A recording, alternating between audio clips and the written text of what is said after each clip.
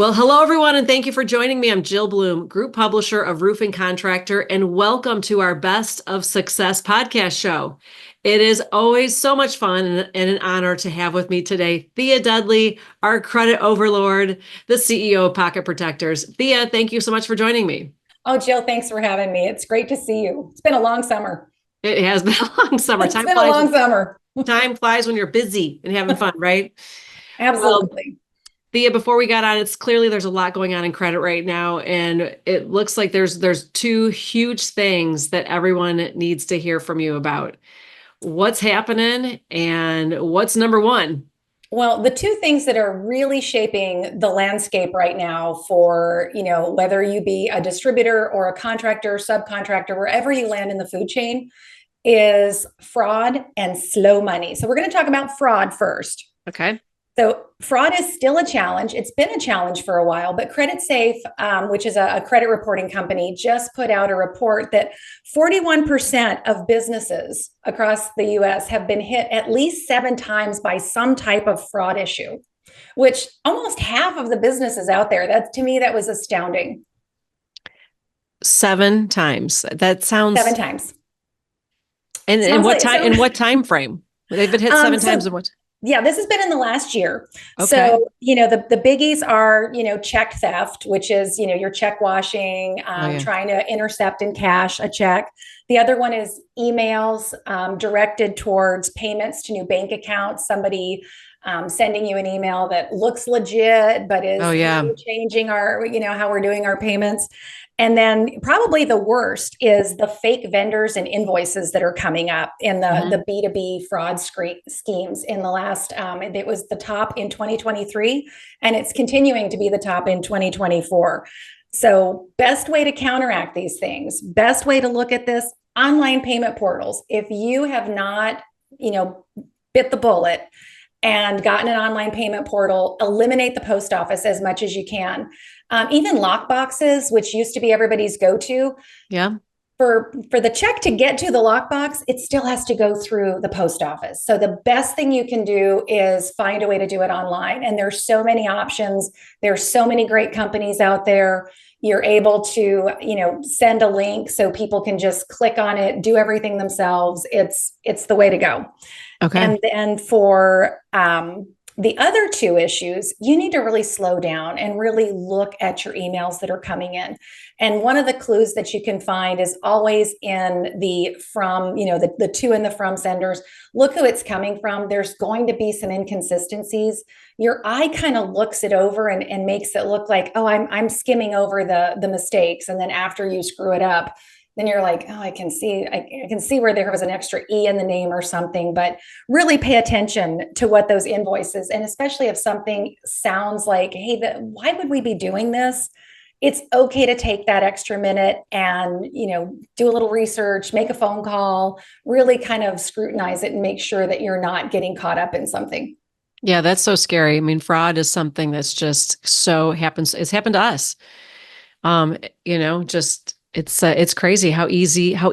Oh my gosh, how easy you can be deceived. Oh, and they're getting slick. You used to be able to go, well, the grammar in here is terrible. And now it's, everyone's discovered spell check now. So I guess, we're all on the same playing field. So the second thing we're going to talk about is yes, tell me. Yeah. Say that again. Oh, slow paying money. Okay. Yep. Slow money. Those snails, like a herd of turtles, right? Oh, yeah, truly. So payments have continued to slow. It's been a problem since all of 2024, but it's now really kind of culminating. And so the do you think it has anything to do with does it have anything to do with the election year? Oh, sorry, I totally cut you off. No, does it happen more in an election year, or is it just it's just catching up with everybody? I think it's the perfect storm. I think the election is a good excuse because some of the pushback from customers have been, well, Thea, it's an election year. It's like, yeah, dude, it happens every 4 years. I don't, my mortgage didn't say, hey, stop paying me because it's an election year. So, right. I think it's that perfect storm. All the PPP money is long gone. You've got less projects that are coming out. You've got housing that's still lagging a little bit. Interest rates are still high. And then everybody's a little nervous, not knowing what's going to happen with the election. So they're hanging on to their money. Less projects means more competition. And everyone's fighting for those jobs, which then kind of drives the pricing down for things, which I don't understand. We get a little cutthroat and everybody makes less money, but reduces profit. And then there's less money to pay, your suppliers.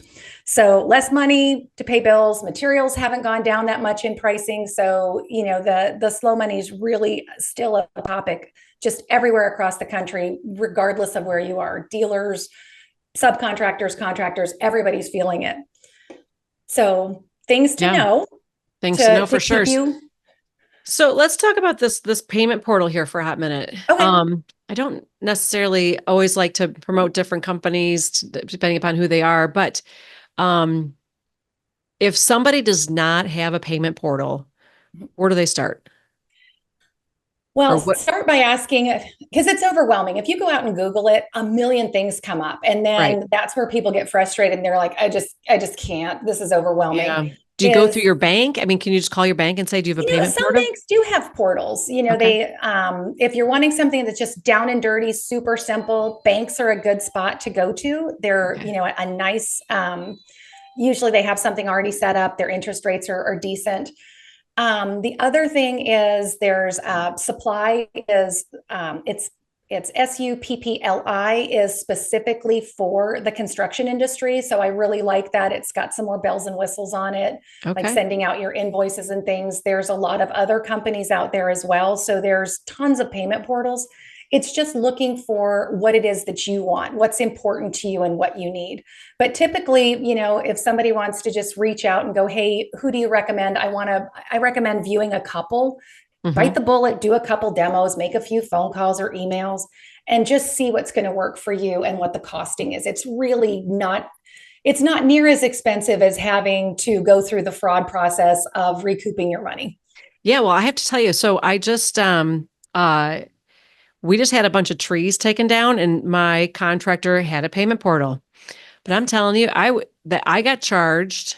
I ended up writing him a check because hopefully that didn't mess him up.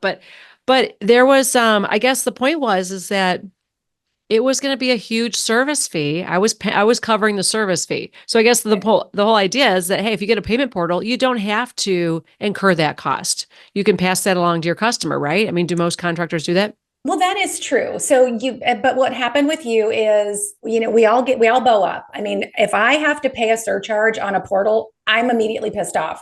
Yeah. But if they build it into the price, I don't care. Yeah. So, then you would know, right? Hey, if you're gonna do a portal and you're going to take credit card, which we live in a credit card world, build it into the price of your product or your service. The other thing is you can do, even with a portal, you can do payment by check. Put in your bank routing information. So it doesn't always have to be that way. There's lots of options. It's just you don't have to physically mail the check. Oh no, they can take a picture of it and process it through the portal. I mean, it's so easy. There's so many options. Anytime someone whips out their checkbook, don't take this wrong, Jill, but I feel like I'm standing at the grocery store watching Nana pull out her checkbook and I'm like, oh, lady, come on. You're killing me. Oh, for sure. So anti-check. It's just so sad.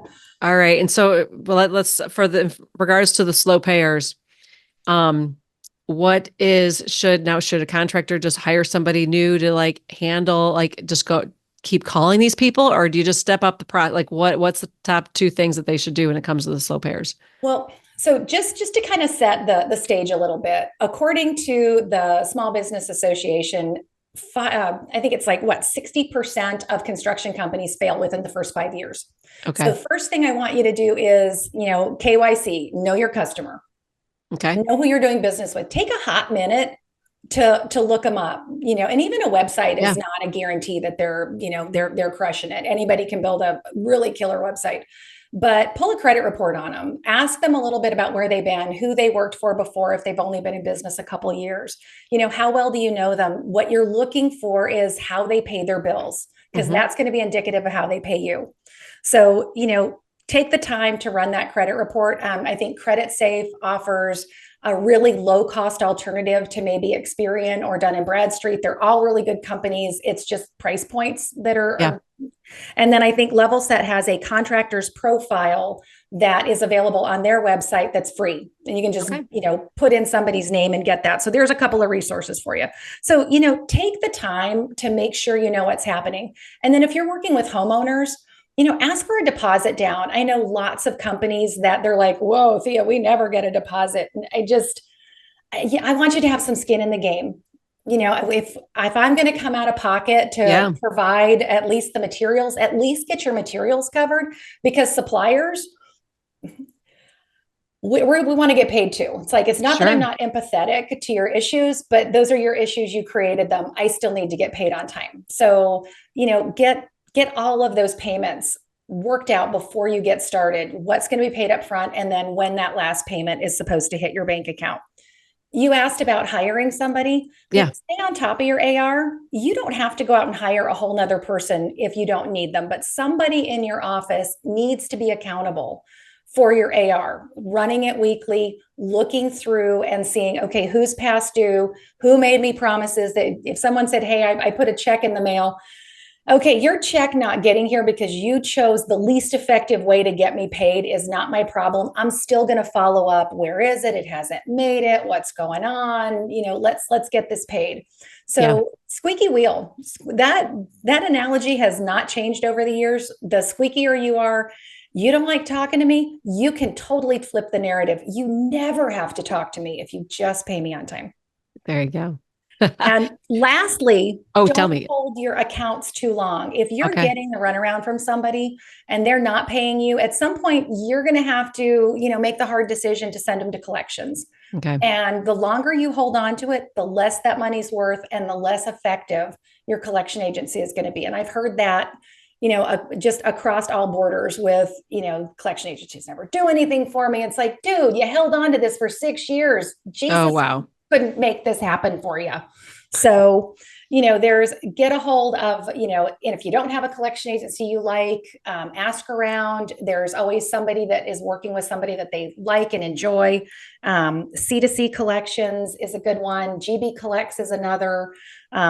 MAC, the law office of Mark Krakowski, there's 3 that I know are good and work in our space.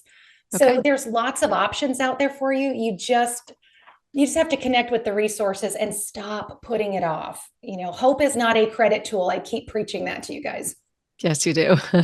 That's awesome, Thea. Well, thank you so much. We really appreciate it. If anybody has any questions, how do people get a hold of you?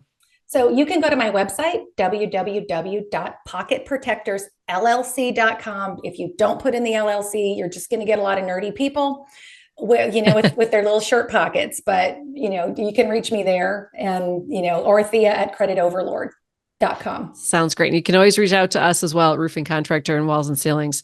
But thanks again, Thea. And again, if anybody does have any questions for us, it is roofingcontractor.com or wconline.com. And while you're there, make sure you sign up for all our free content, especially sign up to receive all our e-newsletters, sign up and register for our website, follow us on all our social media channels so you can stay up to date, and all the great tips and tricks, especially the ones from Thea. But most importantly, stay safe and healthy, and we can't wait to talk to you soon. Thanks again, Thea. Thanks, Jill.